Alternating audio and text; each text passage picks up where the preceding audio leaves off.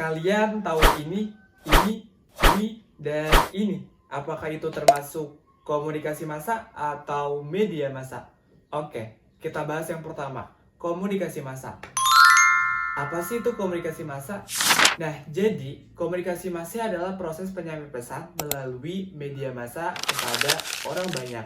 Sedangkan media massa adalah tempat penyaluran pesan kepada publik atau khalayak. Nah, jadi tahu kan perbedaannya antara komunikasi massa dengan media massa? Kira-kira termasuk ke dalam kategori apa ya? Halo, perkenalkan nama gue Said, mahasiswa Ilmu Komunikasi Universitas Islam Syekh Yusuf Tangerang. Oke, kali ini gue akan membahas tentang komunikasi massa. Simak videonya ya, stay tune. Dalam Undang-Undang Nomor 40/199 tentang kebebasan pers, ternyata komunikasi massa memiliki 4 manfaat dalam media. Yang pertama, menghibur, mendidik, melakukan pengawasan, dan menyampaikan informasi. Lalu, apakah komunikasi massa kita saat ini sudah menjalankan fungsi atau manfaatnya atau belum? Kemudian, apa aja sih komponen dalam komunikasi massa? Oke, pertama, komunikator. Komunikator dalam komunikasi massa itu berbeda dengan komunikator komunikasi antarpersonal. Mengapa? Karena komunikasi massa dalam komunikator ini adalah suatu individu melakukan suatu institusi gabungan dari berbagai pihak manapun. Contohnya dalam media online atau media televisi seperti SCTV dan lain-lain itu menjadi komunikator dalam media massa karena SCTV adalah lembaga maupun institusi seperti itu. Kedua, gatekeeper. Dalam media massa terdiri dari beberapa pihak gatekeeper itu. Yang pertama, sebagai pimpinan redaksi, tim quality control, manajer stasiun radio, editor, dan lain-lain. Ketiga, regulator. Jadi, regulator adalah seseorang yang bekerja di luar instansi media dan job desk-nya adalah memberhentikan aliran pemberitaan atau menghapus pemberitaan maupun informasi.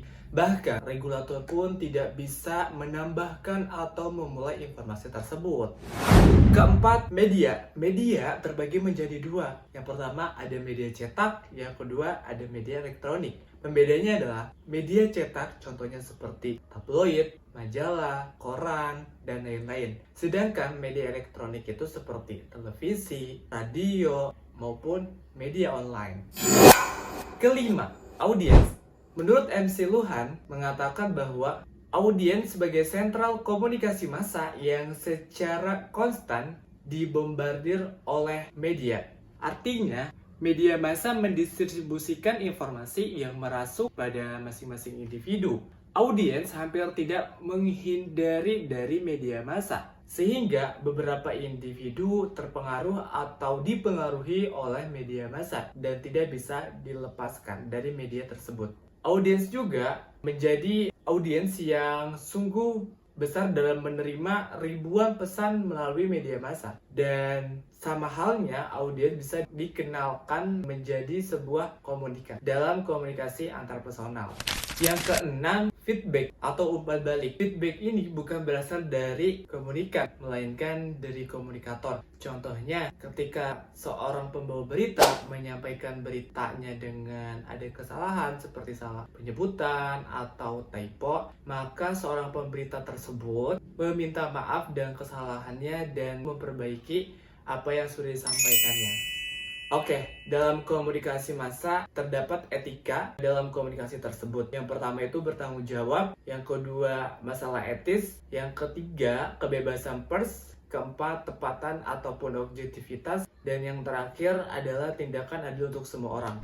Kemudian dalam komunikasi massa memiliki juga kelebihan maupun kekurangan.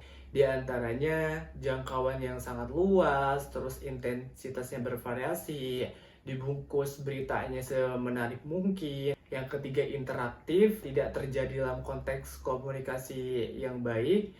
selanjutnya biaya yang sangat tinggi, dan yang terakhir ketergantungan atau ketepatan dalam jangka waktu.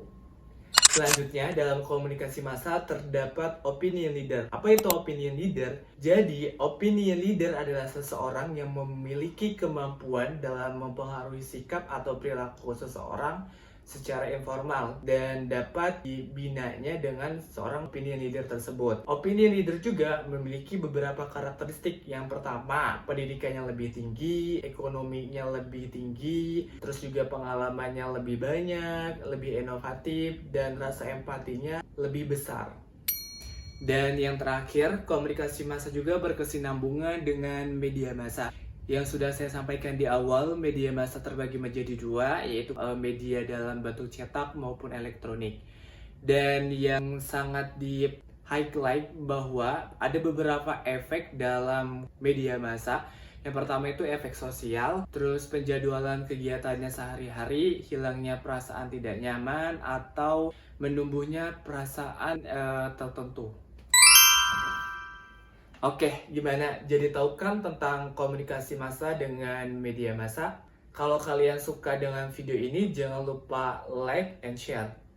Bye-bye. Terima kasih.